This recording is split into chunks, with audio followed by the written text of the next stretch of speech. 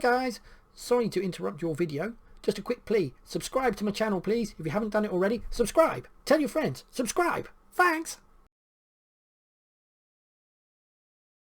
How much does insurance cost? Right, okay, so according to Compare the Market, the average cost of fully comprehensive insurance is £608. Okay, so there's over 50% of people who had it, that was their average cost. The average cost of third-party fire and theft was £907 and third-party only was £1,477. Now it looks like fully comprehensive insurance is actually cheaper than third-party only, but it just isn't. If I was... Actually, I tell a porky pie.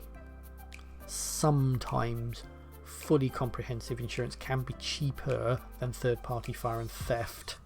Depends on what you've got.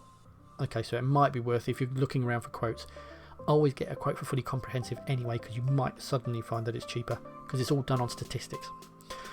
And sometimes statistics throw up an anomaly.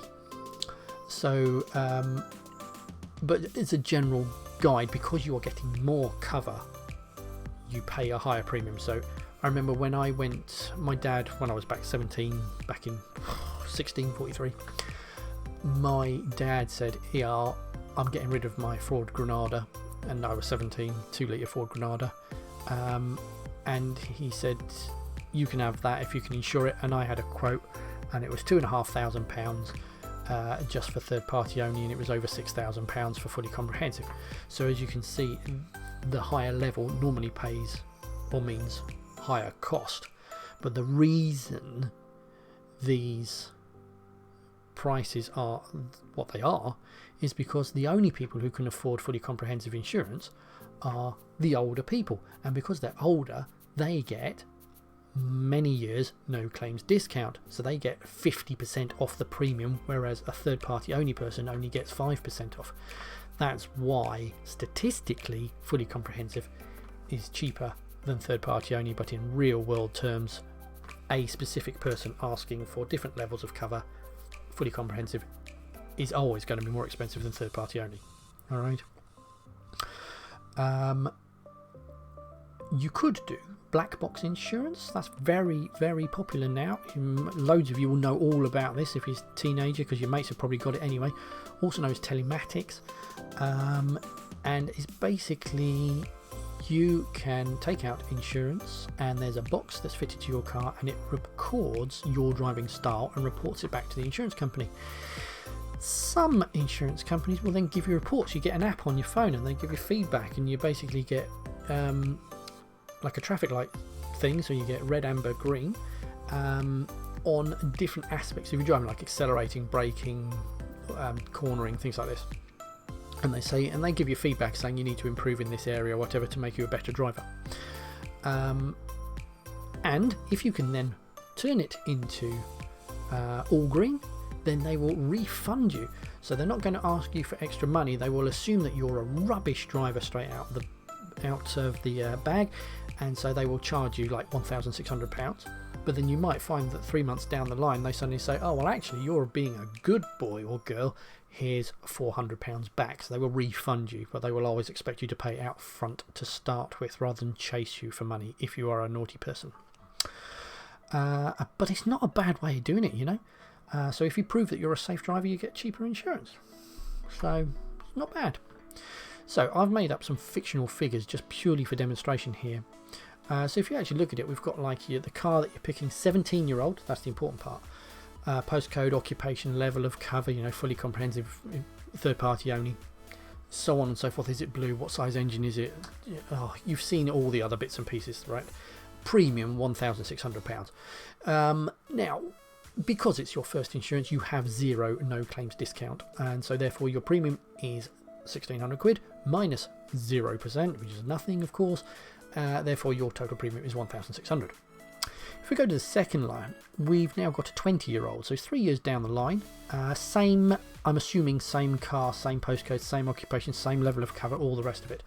This time the premium is £1,200. Now the reason it's £400 cheaper is because he's 3 years older. Okay, so the rest of it is the same. The car's the same, so the risk associated with the car remains the same. But the fact that he's got those years under his belt means he's more experienced and therefore statistically is less likely to crash the car.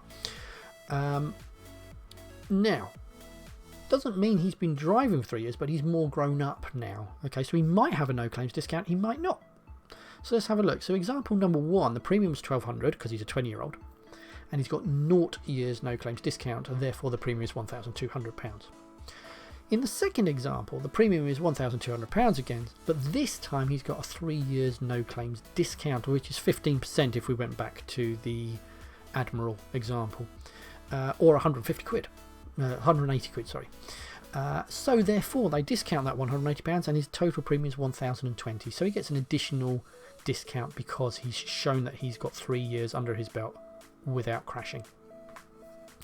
If you then went and put an excess on the policy, you can agree like a naught excess on the policy, so you don't get any extra discount, so the premium is £1,020.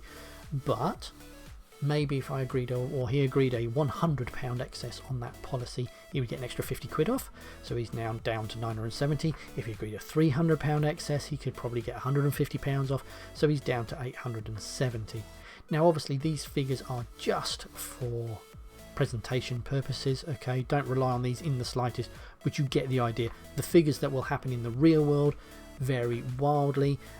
You've still got to take into account insurance premium tax, because yes, we get taxed on I mean, you've got to pay insurance and then they got to put tax on that as well. I mean, it's just God bless the government. Right, so how do I get cheap insurance? Well, be old and happy like this lady here. Buy a slow car. If it's cheap to repair. If it's slow, you're unlikely to cause massive damage with it. Have lots of no claims discount. Protect it ideally. All right. Have a large policy excess. The bigger the excess, the less likely the insurance company is going to pay out, and therefore the cheaper your insurance premiums will be. Consider doing black box insurance. That will get your premiums down at least for the first couple of years, and then once you've got your premiums down and you've got your no claims discount, then you can get rid of your box and then you can start driving normally, like the rest of us, rather than being a goody two shoes. But it's great to get you going. Or get a classic car, for instance. We've already mentioned that. Dodgy though, because they're unreliable death traps generally, because you don't have to have an MOT, which is a proof of roadworthiness, but they do look cool. But there's a reason why cars are improved, because the old ones are rubbish. Anyway, that's what you got. So what if I claim off my insurance? Okay, so let's say your insurance company pays out money to compensate a third party. So maybe you've driven out of your driveway and crunched into your neighbour's car, for instance. All right. Unless you've got your no claims discount protected, this will mean that you will lose some or all of your no claims discount. Depends on how much you've got, because remember they remove 2 years. So if you've got less than 2 years, you're back to zero. So at renewal, this means that your insurance premiums will be higher as you have lost your discount. Of course, you'll be older, so it could well be that your age discounts, or your age discount offsets the fact that you've lost your no claims discount, if you see what I mean, because insurance gets cheaper the older you get, so you inherently your insurance will get cheaper, but then you've lost your discount, so you really want both. Right, so your insurance premiums will be higher. However, some insurance companies will reinstate your no claims discount if you pay them back what they pay out. Okay, many years ago, 25 years ago, something like that, 30 years ago, one of my first jobs was dealing with motor accidents. Okay, and I was always going back to the insurance company and saying, hey,